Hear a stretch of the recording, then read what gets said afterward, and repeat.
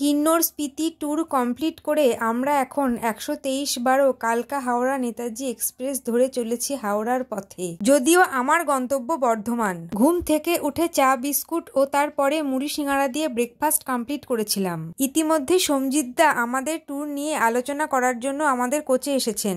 অনেকগুলি স্টেশন পার করে train right টাইমে কানপুর সেন্ট্রালে ঢুকেছিল, আর সেখান থেকেই আমাদের অর্ডার করা লাঞ্চ উঠেছিল। বাড়ি থেকে আনা অবশিষ্ট মুড়ি দিয়ে বানানো ঝালমুড়ি খেতে খেতে এবং সকলের সাথে আড্ডা দিতে দিতে সন্ধেটা কাটলো। ইতিমধ্যে ট্রেন 1 ঘন্টা লেট করে ফেলেছে। পণ্ডিত দীনদয়াল উপাধ্যায় থেকে অর্ডার করা ডিনার উঠেছিল।